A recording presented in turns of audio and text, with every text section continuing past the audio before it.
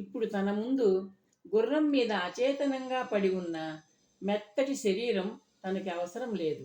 ఆ మెత్తటి ఒంటి నిండా అంటిపెట్టుకున్న గరుకైన ఆభరణాలతోనే తనకు పని. తనది ప్రస్తుతం అందాల కోసం ఆకలి కాదు, ఆభరణాల కోసం ఆకలి. ముందున్న శరీరాన్ని మరొకసారి మొరటగా గుర్రం మీద సర్ది గుర్రాన్ని వేగంగా పోనిచ్చాడతను. మెలికలు తిరుగుతున్న దారిలో గుర్రం వేగంగా పరుగెడుతోంది. అతను చిన్నగా నవ్వుకున్నాడు. క్షణికానందాన్ని ఇచ్చే స్త్రీ శరీరంతో తనకు అవసరం లేదు. తనకు కావలసినవి, అత్యవసరంగా కావలసినవి వగలు కాదు, నగలు. నగలు తనవి, వగలు అతనివి. సోదరిలా భావించి తీసుకురమ్మని తనను హెచ్చరించాడు కూడా. తను ముందు గుర్రం మీద పడి ఉన్న శరీరానికి అలంకరించిన నగలన్నీ తనవే. తోడుగా తను చేసిన మహాసాహసానికి పారితోషికంగా అతను బంగారు నాణేలు ఇస్తాడు, ఆభరణాలు ఇస్తాడు. సంచకరువుగా అతను చేసే సహాయానికి ముందస్తు పారితోషికంగా అతనిచ్చిన బంగారు గొలుసు బరువుగా తన మెడలో వేళ్లాడుతోంది. తను ఒక అమూల్యమైన బొమ్మను విక్రయించబోతున్నాడు. అది సామాన్యమైన బొమ్మ కాదు, అందాల బొమ్మ. పంచ ప్రాణాలతో అలరాడుతున్న బొమ్మ. అంతఃపురంలో ఉన్న అందాల బొమ్మ. అంతఃపురంలో ఉండాల్సిన బొమ్మ అంతఃపురంలో ఉండబోయే బొమ్మ. ఆ బొమ్మను తెచ్చి ఇస్తే 1,00,000 బంగారు నాణేలు ఇస్తానన్నాడు ఆ యువకుడు. తన తాతకు, తండ్రులు, ఈ తరంలో వంశానికి ఏకైక వారసుడైన తనకు కటిక పేదరికాన్ని ఆస్తిగా అందించారు. కాకపోతే బుర్రను కత్తిగా ఉపయోగించి అనుకున్నంత, ఆశించినంత ఆర్జించుకునేందుకు దారి చూపారు. ఆ దారి ఏమిటో, ఎక్కడుందో, ఎలా ఉందో, ఎలా వెళ్ళాలో తరం తరువాతి తరానికి తెలుస్తూ వచ్చింది. 100 ఏళ్ల క్రితం తన ముత్తాత గారి ముత్తాత గారి ముత్తాత తన పెద్ద కొడుక్కి, ఆయన తన జ్యేష్ఠపుత్రుడికి, ఆ విధంగా తన ముత్తాత గారు తన తాతగారికి, ఆయన తన తండ్రి గారి తనకు ఆ దారి చూపించారు. ఆ దారి సాహసం చేయగలిగితే సంపదను అందించే మార్గం. అది సొరంగ మార్గం, అతి రహస్యమైన సొరంగ మార్గం. తరతరాలుగా తన వంశం నివసించిన ఇంటి నేలమాళిగలోంచి కామరూప గర్భాలయంలోకి తిన్నగా అమ్మవారి విగ్రహం కింద ఉన్న చిన్న అరలోకి చేర్చే సొరంగ మార్గం. ఆలయాన్ని నిర్మించిన తన వంశ మూల పురుషులు ఆ సొరంగ మార్గాన్ని ఎందుకు ఏర్పాటు చేశారో, ఎలా చేయగలిగారో తనకు తెలీదు.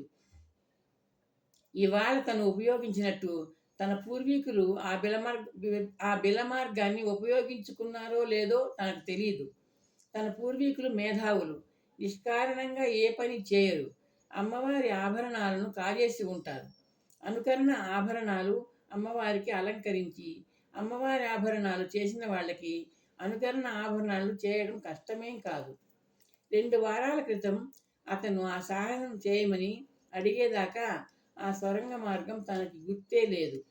కామరూపు రాజ్యం నుండి 2 ఏళ్ల క్రితం పొరుగు రాజ్యానికి వెళ్ళి, ఇక్కడ బ్రతకలేక అక్కడికి వెళ్ళి రాజధాని రత్నకటకంలో స్థిరపడే ప్రయత్నంలో ఉన్న తనను అతను రహస్యంగా అర్ధరాత్రి వేళ పిలిపించుకున్నాడు. గుర్రం ముందుకు పరిగెడుతోంది. గుర్రం మీద కూర్చున్న అతని ఆలోచనలు వెనక్కి పరిగెడుతున్నాయి. ఏకాంత మందిరంలోకి తీసుకెళ్లబడిన తనకు దగ్గరగా ఠీవిగా వచ్చాడతను. తన కళ్ళలోకి సూటిగా చూశాడు. అతని మెల్లకన్ను ఒక పక్కకి చూస్తోంది.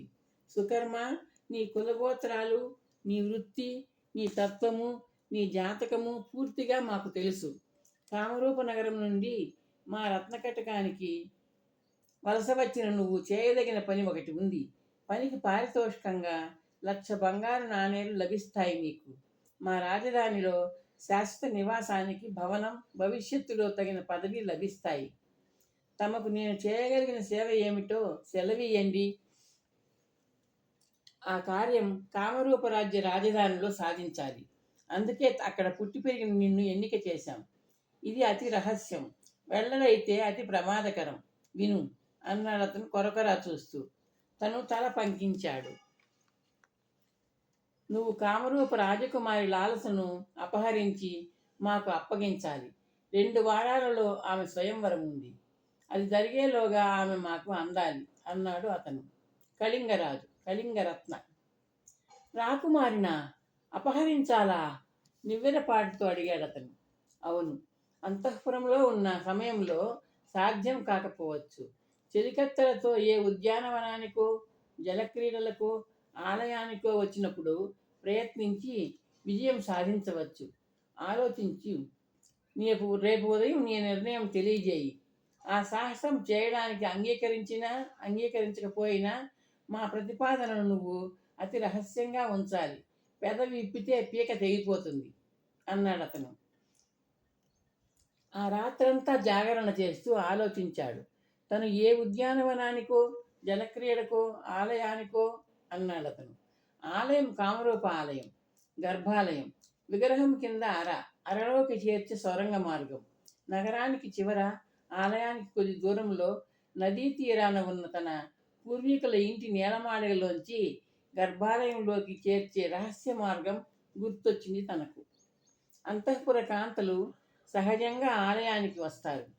అందున స్వయంవరం రోజు రాజకుమారి తప్పకుండా దేవి దర్శనానికి వస్తుంది. ఆలయానికి వచ్చిన ప్రతిసారి గర్భాలయం ముందు ఏకాంతంలో రాజకుమారి ధ్యానం చేస్తుంది. అంతఃపురంలో పరిచారికగా ఉన్న తన ప్రేయసి లతిక తనతో చాలాసార్లే చెప్పింది. 1,00,000 బంగారు నాణేలు, స్థిర నివాసం, భవిష్యత్తులో మంచి పదవి, ఇవన్నీ తనకు తప్పక లభిస్తాయి. ఇస్తానన్న వ్యక్తి సామాన్య పౌరుడు కాదు, యువరాజు. రాత్రి తెలతెలవారుతుండగా తను నిర్ణయానికి వచ్చాడు. తను సాహసం చేస్తాడు. తన కటిక పేదరికానికి స్వస్తి చెబుతాడు. ఒక రాజకుమారిని ఒక రాజకుమారుడికి అప్పగించడం నేరమేమీ కాదు. కామరూప యువరాణి కళింగ యువరాజు ధర్మపత్ని అవుతుంది, అంతే. ఇకపోతే కళింగ యువరాజు కళింగవర్మ అంత అందంగా లేడు, కొంత వికారంగా ఉన్నాడు. మెల్లకన్ను, గొగ్గిపళ్ళు, అంతే. ఐశ్వర్యం ముందు అందం ఎంత? నిజానికి సంపదను మించిన సౌందర్యం ఏముంది? పెళ్లి చేసుకుని తను స్థిరపడవచ్చు, ఎవరో అనాకారి అయిన ఐశ్వర్యవంతురాల్ని. మరునాటి ఉదయం తన నిర్ణయం చెప్పగానే కళింగరత్న మెడలోని వరువైన బంగారు గొలుసును తీసి తన మెడలో వేశాడు. స్వయంవరం నాడే రాజకుమారిని అపహరించే పథకం వివరించగానే తనను ఆకాశానికి ఎత్తేశాడు. విజయవంతంగా తిరిగి వచ్చేసరికి రాజవీధిలో విశాలమైన భవనం తన కోసం ఎదురు చూస్తూ ఉంటుందన్నాడు. 1,00,000 బంగారు నాణేలు, విశాల భవనం, రాకుమారి ఆభరణాలు. అవును, అపహరణ సమయంలో యువరాణి ధరించిన ఆభరణాలన్నింటినీ తననే తీసుకోమన్నాడు. ఇంకా కొన్ని గంటలలో సూర్యోదయానికి ముందే తను కామరూప పొలిమేర దాటి కళింగ రాజ్యంలోకి ప్రవేశిస్తాడు. అక్కడ యువరాజు కళింగరత్నం యువరాణిని స్వీకరించడానికి రథంతో సిద్ధంగా ఉంటాడు. సుకర్మకి తన సాహస కార్యం గుర్తొస్తోంది.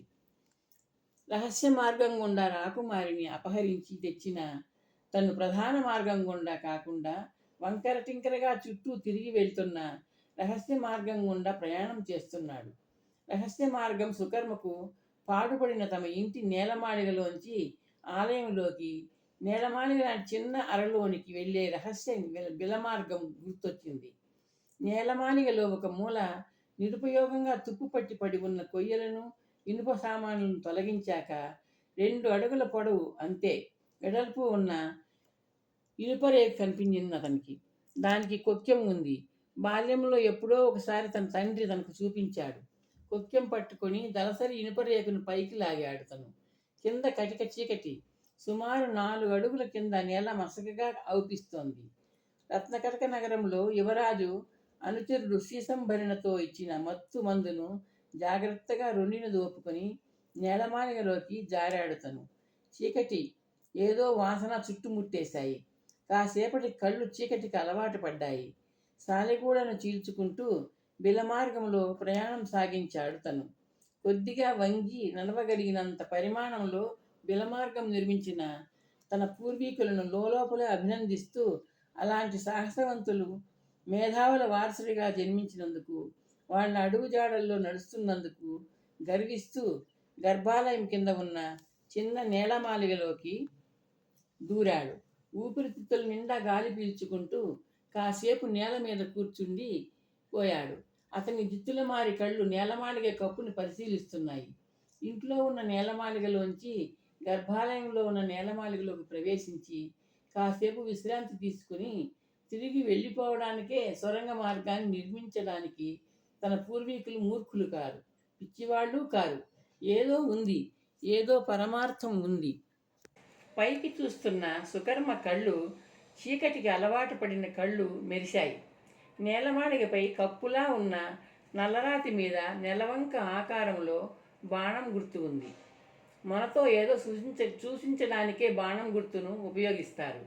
మొన చూపిస్తున్న వైపు ఆ రాతిని తిప్పాలా? సుకర్మ మెల్లిగా పైకి లేచాడు. 2 అరచేతుల్ని ఆంచి గుండ్రంగా ఉన్న రాతి పలకని బలంగా తిప్పాడు. పలక కదిలిన అతడికి ఆశ్చర్యంలో ముంచివేసింది. బలప్రయోగం అవసరం లేకుండానే పలక సున్నితంగా, తేలికగా, ఏమాత్రం చప్పుడు చేయకుండా గుండ్రంగా తిరుగుతోంది.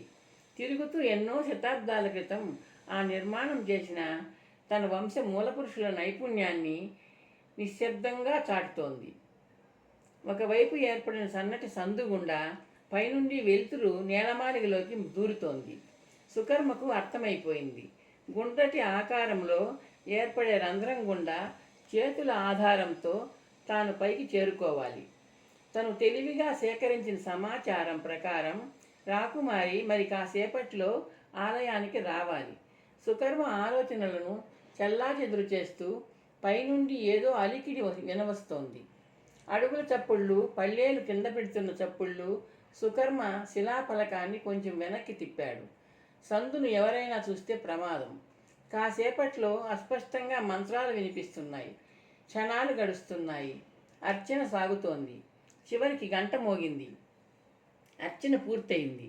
అస్పష్టంగా మాటలు, మేమందరం ధ్వజస్తంభం వద్ద ఉంటాం, ధ్యానం చేసుకోమ్మా అంది పురుష కంఠం. అర్చకుడు.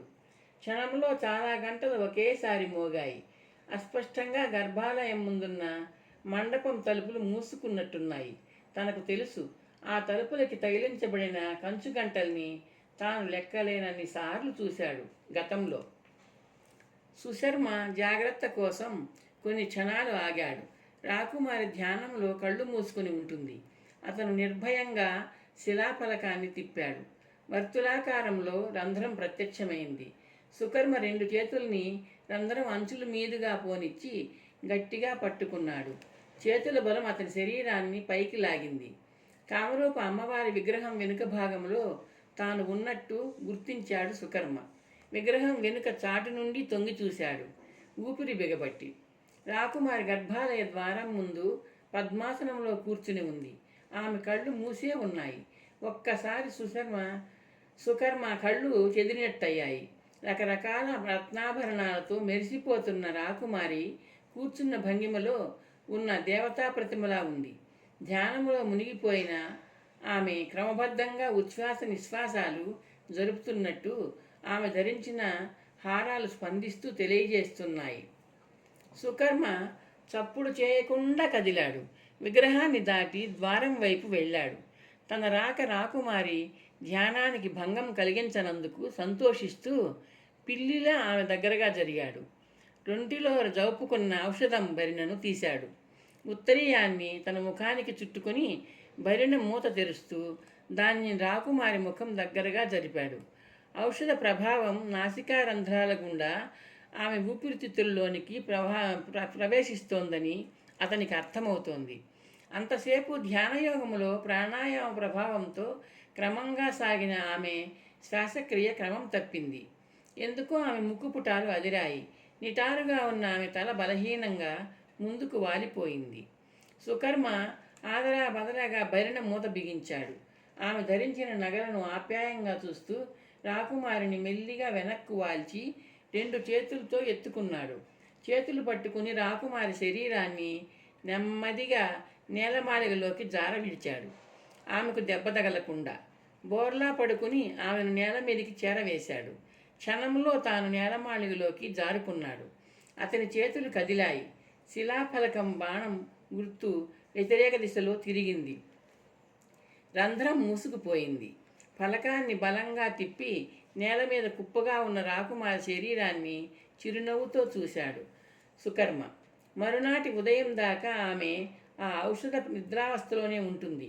రాకుమారి శరీరము వెదజల్లుతున్న మధురమైన సువాసన నేలమాళిగలో వ్యాపిస్తోంది. సుకర్మ కిందికి వంగి రాకుమారి శరీరాన్ని 2 చేతులతో అందుకున్నాడు. రాకుమారి 7 మల్లెపువ్వుల ఎత్తు ఉన్నట్టుంది. తను సాధించాడు, తను జయించాడు. చీకటి పడేదాకా తన శిథిల గృహంలో నేలమాళిగలో క్షేమంగా ఉంటుంది రాకుమారి. ఒకవేళ పొరపాటుగా ఆమె కళ్ళు తెరిస్తే ఔషధం ఉండనే ఉంది. రాకుమారి తేలిక శరీరాన్ని అవలీలగా మోసుకుంటూ సొరంగ మార్గంలో తన ప్రయాణం ప్రారంభించాడు అతను. కాలం పరిగెడుతోంది. నల్లగుర్రం పరిగెడుతోంది. సుకర్మకు రాకుమారిని మోసుకుంటూ సూర్యోదయం సమయానికి తను కళింగ రాజ్యంలో ప్రవేశిస్తాడు. అయితే 2 రాజ్యాల మధ్య ఉండే సరిహద్దు ద్వారం వద్ద కాదు, జనసంచారం లేని స్థలంలో.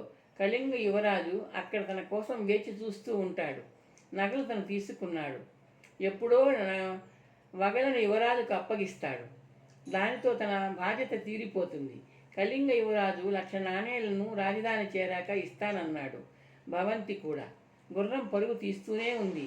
ఎదురుగా అరుణోదయం అవుతోంది. గుబురుగా ఉన్న చెట్లకి అటువైపు చెట్ల పైభాగాన తలుక్కుమంటూ కనిపిస్తున్న రథకలశాన్ని ఉత్సాహంగా చూశాడు సుకర్మ. తను గమ్యం చేరుకున్నాడు. కొద్దిసేపట్లో రాకుమారి బరువు బాధ్యత తీరిపోతాయి. కళింగ యువరాజు కళింగ రథం ఆపుకొని తన కోసం ఎదురు చూస్తూ ఉన్నాడు. ఎవరూ చెప్పకపోయినా, తను వినకపోయినా తనకు తెలుసు. రాజకుమారి లాలస స్వయంవరం ఆగిపోయి ఉంటుంది. వచ్చిన రాకుమారులు తిరుగుముఖం పట్టి ఉంటారు. వాళ్లతో పాటు కళింగ యువరాజు కూడా. సుకర్మ గుర్రాన్ని పొదల మధ్యకు మళ్లించాడు. ఆగి ఉన్న రథం ముందు కళింగ యువరాజు అటూ ఇటూ తిరుగుతున్నాడు. అతని గిరజాల జుత్తు గాలికి కదులుతోంది. గుర్రం గిట్టల చప్పుడు వినగానే కళింగరత్న ఇటు తిరిగాడు. ఆకారాన్ని చూడగానే సుకర్మ ఆదరా గుర్రం దిగాడు. చిరునవ్వు నవ్వుతూ వినయంగా తలవాల్చాడు. యువరాజు గారికి జయం, సుకర్మ నవ్వుతూ అన్నాడు. జయం నీది సుకర్మ, అభినందనలు అందుకు దగ్గరగా వస్తూ అన్నాడు కళింగరత్న. రాకుమారి ఆరోగ్యం చక్కగా ఉంది ప్రభు. కంటికి రెప్పలా కాపాడుతూ తీసుకువచ్చాను. చెల్లిని తల్లిని స్మరించుకుంటూ రాకుమారి గారిని ఈ చేతులతో మోసి తెచ్చాను. చాలా సంతోషం. నువ్వు సభ్యత సంస్కారం ఉన్నవాడివి. అందుకే ఈ కార్యానికి నిన్ను ఎన్నిక చేశాను, కళింగరత్న అన్నాడు. ఏది ఒకసారి రాకుమారిని దర్శించుకుందాం. చిత్తం అంటూ సుకర్మ జాగ్రత్తగా రాకుమారిని గుర్రం మించి దించబోతూ ఆగాడు. తన ఉత్తరీయాన్ని తీసి దులిపి నేల మీద పరిచాడు. అర్థమైందా అన్నట్టు కళింగరత్న వైపు చూసి రాకుమారిని దింపి పరిచిన ఉత్తరీయం మీద పడుకోబెట్టాడు. ఆమెను కప్పిన నల్లని వస్త్రాన్ని తొలగించాడు. కళింగరత్న కళ్ళు చించుకుంటూ చూశాడు. కామరూప యువరాణి లాలసాదేవి అపరంజి బొమ్మలా ఉంది. గాఢ నిద్రలో ఉన్న పసిపాపలా ఉందామె. ముఖంలో ఏదో అలసట, ఏదో అమాయకత్వం. ఆమె సజీవంగా ఉన్న సత్యాన్ని ఆమె శ్వాస ప్రక్రియ కళ్ళకు కట్టుతోంది. లాలసను నకసిక పర్యంతం చూస్తూ ఉండిపోయాడు కళింగరత్న. ఆమె చేతులు బోసిగా ఉన్నాయి, పాదాలు బోసిగా ఉన్నాయి. మెల్లగా తలెత్తి అతను సుకర్మ వైపు చూశాడు. యువరాజు గారు క్షమించాలి. యువరాణి వారి ఆభరణాలు నావే అన్నారు తమరు. కళింగరత్న తల పంకించాడు. మాకు ఆమెతో పని, ఆభరణాలతో కాదు. రాకుమారి ఆభరణాలు అలంకరించుకున్న స్థితిలోనే నీకు చిక్కిందా? చిత్తం. గుర్రం మీద పడుకోబెడితే యువరాణి గారికి గుచ్చుకుంటాయన్న భయంతో నగల్ని తీసి ఇదిగో మూటగా కట్టాను. ముఖం బోసిగా ఉండరాదన్న ఆలోచనతో నాసికాభరణాన్ని కర్ణాభరణాలని అలాగే వదిలివేశాను. మంచి పని చేశావు. ఎలా సాధించగలిగావో వినాలని కుతూహలంగా ఉంది సుకర్మ. చిత్తం, విన్నవిస్తాను. నేను చేసింది సాధారణ సాహసం కాదు ప్రభు, మహాసాహసం. చిత్తగించండి అంటూ సుకర్మ చెప్పడం ప్రారంభించాడు.